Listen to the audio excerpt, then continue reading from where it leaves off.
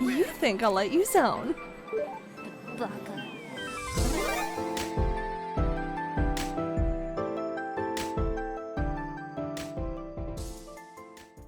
Hey everyone, how was that Nintendo Direct about the Nintendo Switch 2? It was really interesting because it had new features and more thought into online activities, but they did show more games and what to expect from the new console that is launching in June of this year.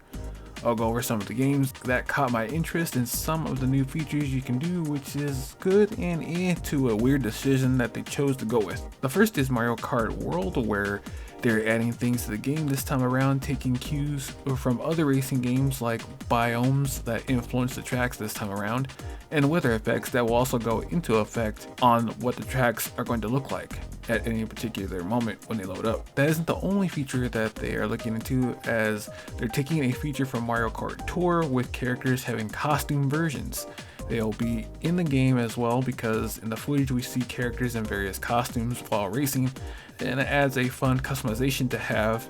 And I wonder if we can change the color and mix and match as well. Then we showed a new mechanic that in Grand Prix mode, you will have to continue to race by driving to each location, because this Mario Kart game is an open world where you can drive to any location by yourself or with friends online, and they increased the racer count to 24 racers.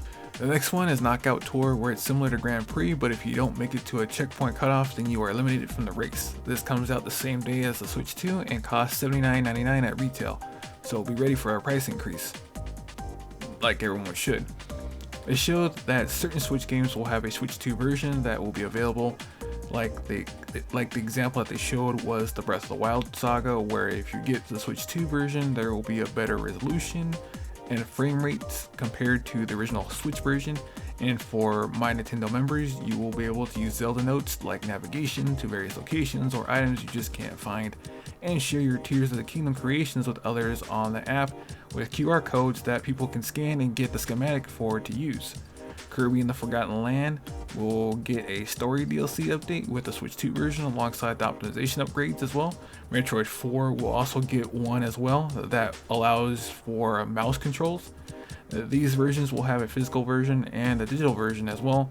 If you already have the game, then you can buy the upgrade in an upgrade pack at the online store. There is also some remasters like Bravely Default Flying Fairy Edition with quality of life changes that will release the same day as the system.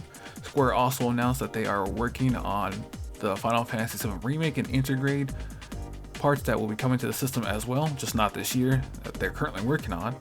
So I hope it looks decent and not just a port of the PS4 version, because that's kind of nasty looking.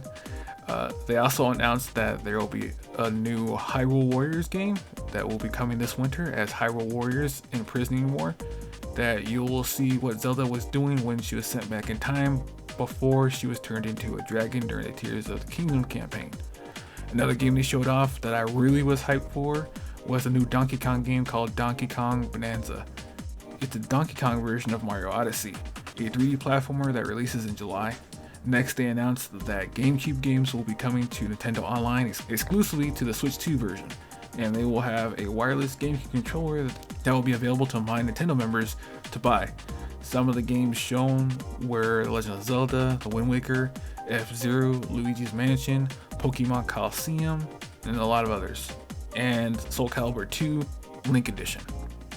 Let's talk about some of the new features about the system itself. It will have a bigger screen at 7.9 inches compared to the Switch 1, which had 6.2 inches at launch. It will be 1080p up to 120 frames per second and HDR compatible. The Joy-Con 2 controllers will attach to the system magnetically. It has a built-in microphone on the system itself, so you can voice chat with others if you don't have a mic. Though that might get annoying because most people will forget to turn it off and everyone in the chat will hear everything. It happens with the DualSense all the time. Trust me, it will. Another thing is the starting internal storage space will be 256 gigs. It's an increase over the initial 32 gigs that the original Switch 1 had. So it is an increase. But honestly, I thought it'd have at least 500 gigs. The new dock is cool as you can scale your resolution in your games as it supports up to 4K, or if you want to go down to 2K, which is pretty neat, so you can do that as well. because you can go all the way down to 720p if you really want to. They also gave it a built-in fan to help keep it cool, because the internal fans weren't cutting it on the first one, because I remember touching my Switch after a good gaming session would almost burn my fingers if I touched it for too long. This might do the trick. So I give them props for trying to make the new dock modular to fit the system better. They also talked about the backwards compatibility, and it is with most Switch games, both physical and digital. Also, the only SD cards that are compatible with the Switch 2 are microSD express cards only. There will also be a new Switch 2 Pro controller that will have the C and GR and GL buttons that can be used to map new buttons to. The new game chat feature will also be free at launch, but next year it will only be available to Nintendo Online subscribers. So you can also stream in the chat the game that everyone else is playing, or a different game that you want everyone else to see. Now I'm going to talk about the big thing they didn't talk about during the direct, the price.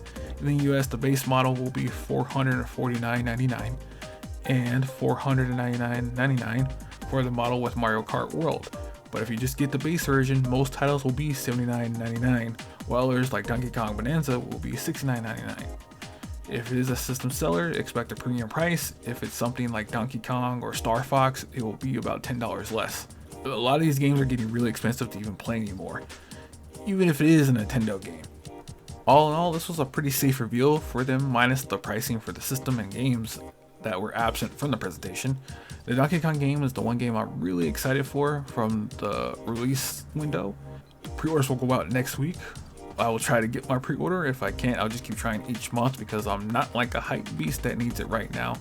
I can just try once a month. If it doesn't happen, it doesn't happen. But with that being said, what game or games are you looking forward to the most with the Switch 2? Leave a comment below about it. With that being said, stay gold, and I'll see you guys in the next video.